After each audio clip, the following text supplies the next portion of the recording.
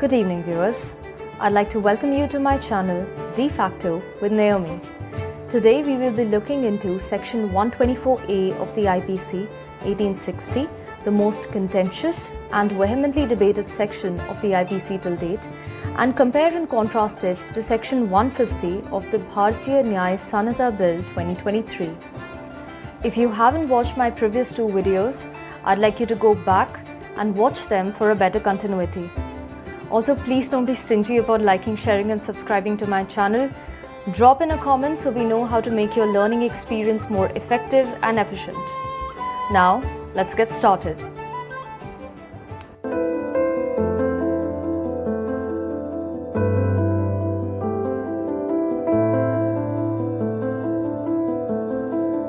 मान्यवर, राजद्रोह पर कि अंग्रेजों ने अपने शासन को बचाने के लिए एक कानून बना था, मैं इस सदन को कहना चाहता हूं, एक ऐतिहासिक निर्णय इस सरकार ने किया है।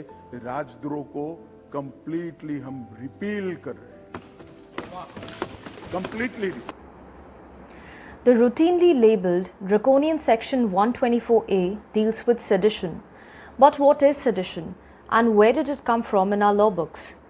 In simple terms, sedition is a certain form of conduct or a speech that excites hatred, contempt, or disaffection towards the government established by law in India.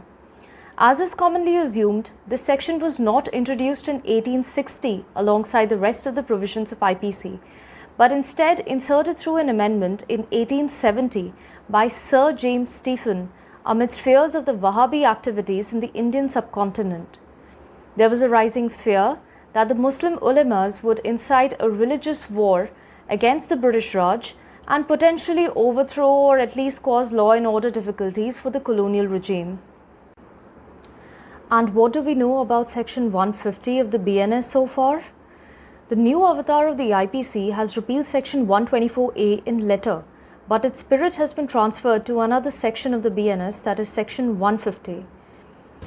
यहाँ लोकतंत्र सबको बोलने का अधिकार है। राजद्रोह को हम कंप्लीटली रिपील कर रहे हैं मान्यवर, और इस कानून में इसके साथ साथ अलगाव, सशस्त्र विद्रोह, विध्वंसक गतिविधियां, अलगाववाद, भारत की संप्रभुता, एकता को, अखंडता को चैलेंज करना, ये सब को कानून के अंदर किसी न किसी दाएं बाएं तोड़ मरोड़ कर जोड़ते थे। इसका कोई स्पेशल प्रोविजन नहीं था, टेररिज्म की व्याख्या ही नहीं थी।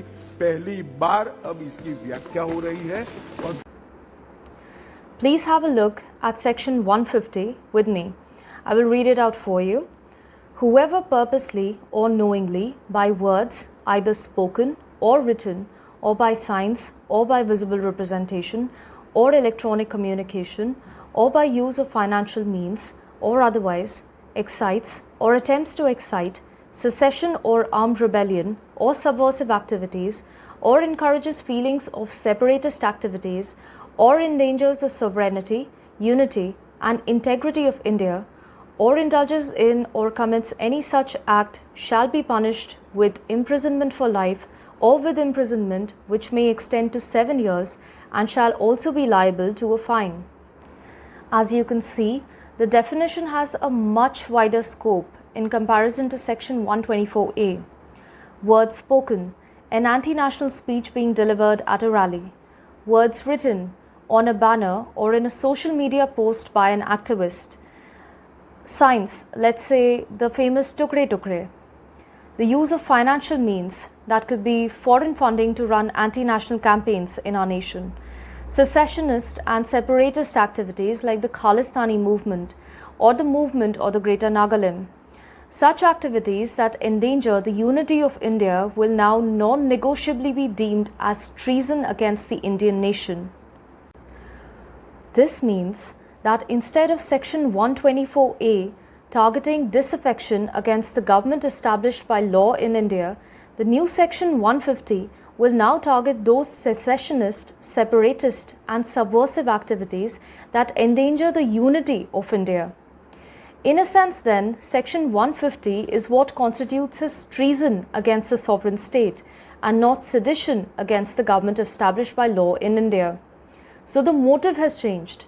The motive is no longer to prevent the overthrow of the government, but instead to prevent those separatist and subversive activities that constitute a threat to the sovereignty, unity and integrity of India, the words enshrined in the preamble to the Indian Constitution as it is. The Commission has submitted a report, and this Law Commission report on sedition has been accessed by India today. Now the report states, and I quote it here, "Sedition must be retained under the Indian Penal Code, the IPC.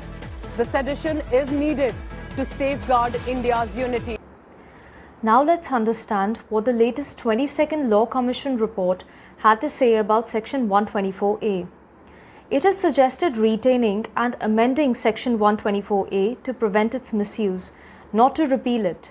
The retention was suggested with the rationale that the unique realities of India necessitated its continuance in the IPC, and that reports of its misuse for personal rivalries and vested interests did not automatically warrant its deletion.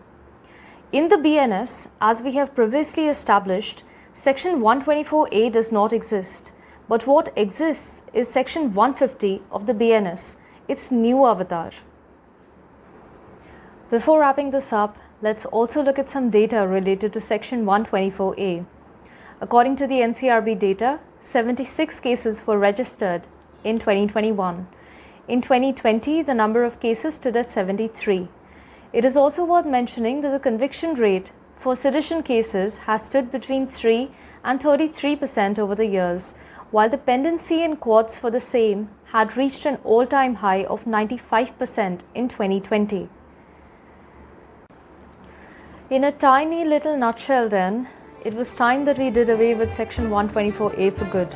But we also need to see how Section 150 will be used in the years to come. A judicious use is warranted, of course, but what will actually pan out on the ground needs to be seen. And that's a wrap from my side.